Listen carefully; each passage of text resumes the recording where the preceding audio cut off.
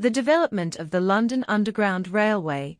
In the first half of the 1800s, London's population grew at an astonishing rate, and the central area became increasingly congested.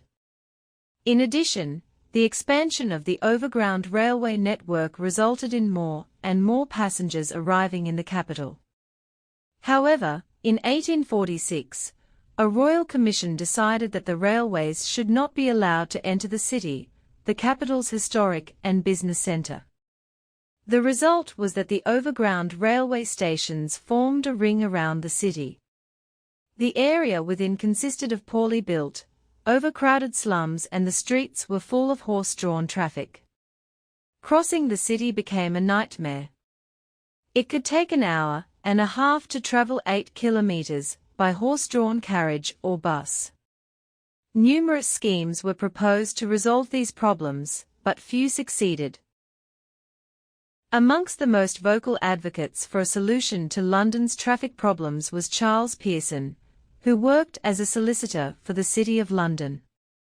He saw both social and economic advantages in building an underground railway that would link the overground railway stations together and clear London slums at the same time.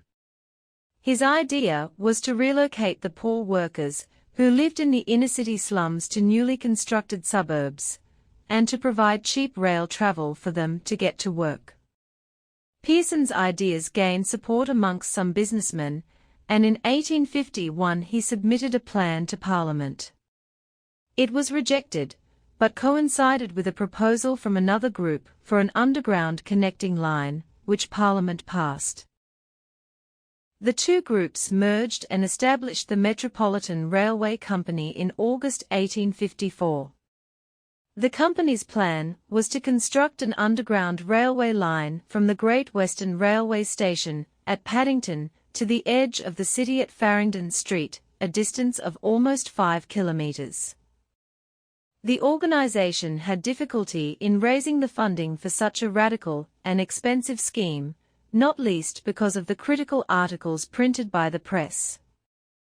Objectors argued that the tunnels would collapse under the weight of traffic overhead, buildings would be shaken, and passengers would be poisoned by the emissions from the train engines. However, Pearson and his partners persisted.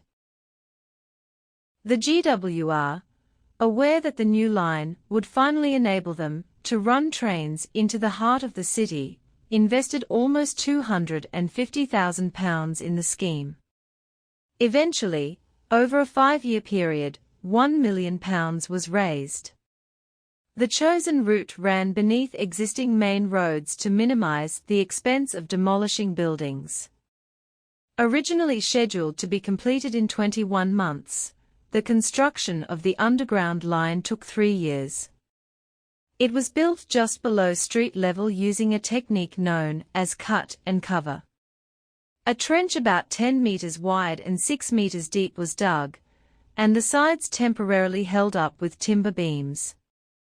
Brick walls were then constructed, and finally a brick arch was added to create a tunnel.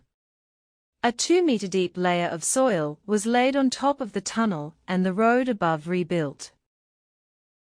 The Metropolitan Line, which opened on the 10th of January 1863, was the world's first underground railway.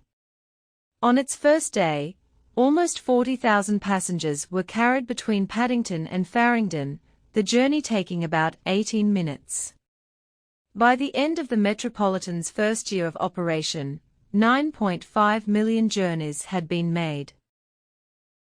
Even as the Metropolitan began operation, the first extensions to the line were being authorized. These were built over the next 5 years, reaching Moorgate in the east of London and Hammersmith in the west.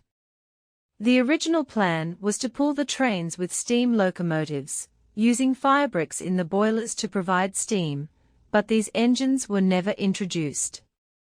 Instead, the line used specially designed locomotives that were fitted with water tanks in which steam could be condensed.